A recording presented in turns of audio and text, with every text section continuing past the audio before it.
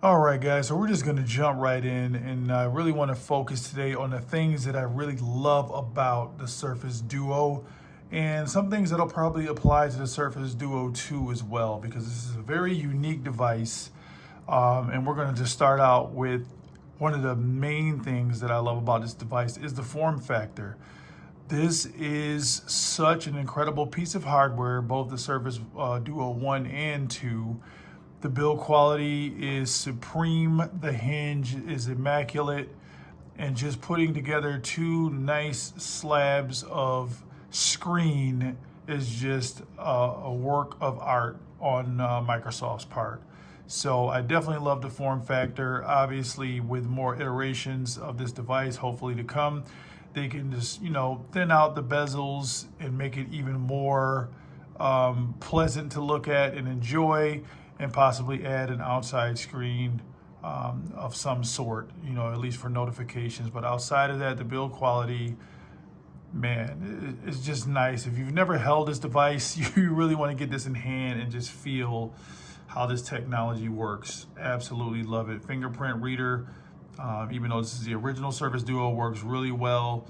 So the hardware on this device is very nice, right? So we're not talking just specs, we're just going with the build quality of this device. Now, as far as different things that I love about it, this is a multitasking dream for nerds. So if you're watching this video, you're probably a nerd like myself. You just love the technology of this device. I've never come across anything that functions similarly to this device, and I'm really hoping that Microsoft is going to continue with the Neo that was rumored like a few years back, and I think that's going to be even more impressive than this Surface Duo.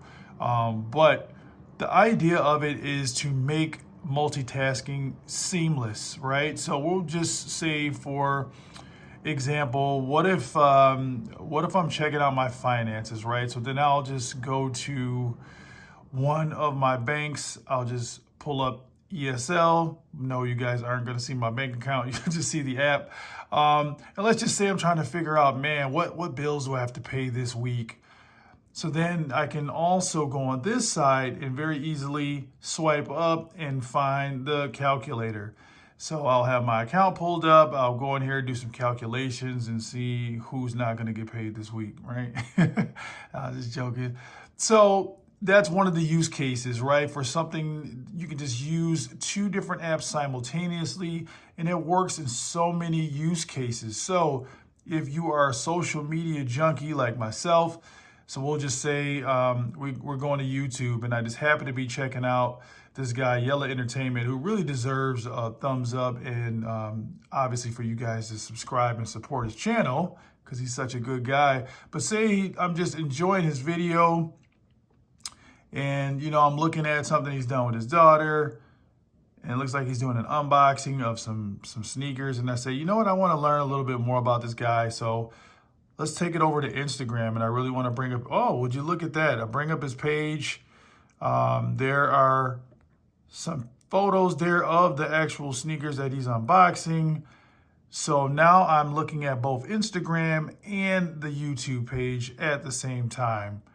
And it really functions really well. I know there's some quirks and different things, but that's to be expected. They're still working out the bugs. And I'm glad that they're moving in the right direction, giving us updates for this device.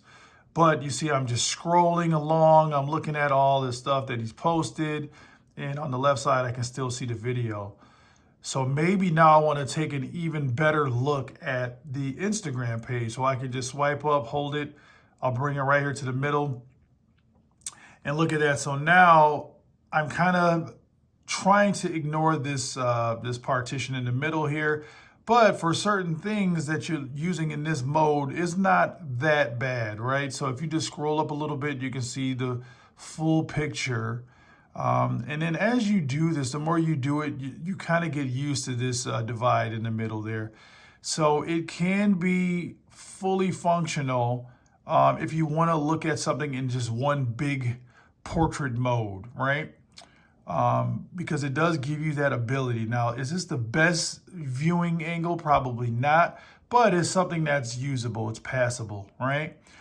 So now if I want to go back, I'll just swipe back towards the middle. I'll say, hey, I want to put this at the top now. So now I have this ability to scroll through Instagram at the top, and then I can still have the video at the bottom. So I can still enjoy the video. What I could also do is flip this thing around and kind of just use it in a laptop mode. Let's see if that's going to automatically flip. There we go. So if I'm busy doing something in the house, I can take this, I can put it on the ironing board while I iron. I can have it in the kitchen while I'm doing dishes. I can have it in the bathroom propped up while I'm taking a shower. So this little laptop mode, very useful. And it should be utilized more. So if you have this device, definitely try to use it in this mode.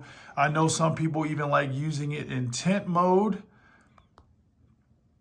So you can kind of spin it around, have it in tent mode. So you can have it on your desk right next to you. So this is super useful depending on your use case. So that's what I really love about this multitasking feature. It just does not limit you in any way. And let's take a look at something else. So if I get rid of this, so let's just say I'm checking out my email and I see some promotions going on. Well, I got Woot.com, which I really like shopping through Woot. And let's just see what kind of deals they have. Oh, all right. We got some Chromebooks there, which we really like. We've got some iPad Pros. So let's just see what kind of deals they have on the Dell Chromebook. So if I tap there, I get it to open up.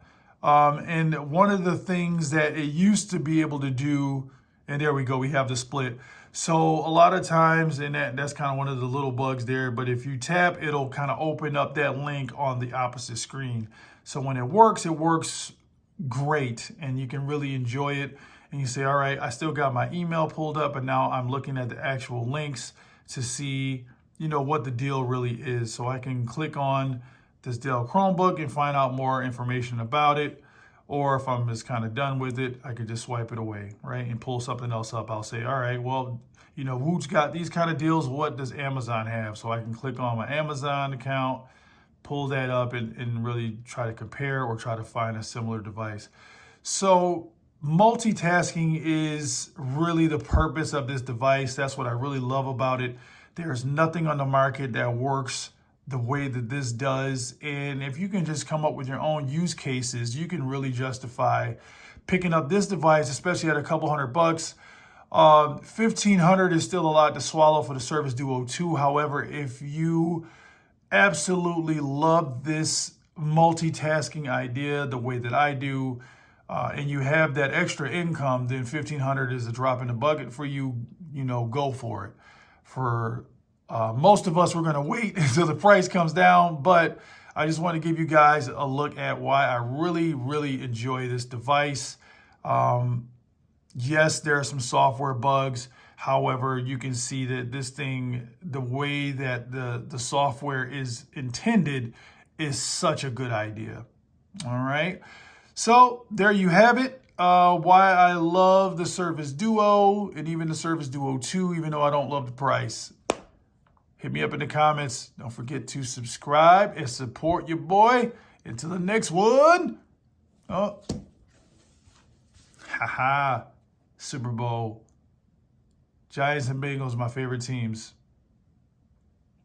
Let's go Bengals.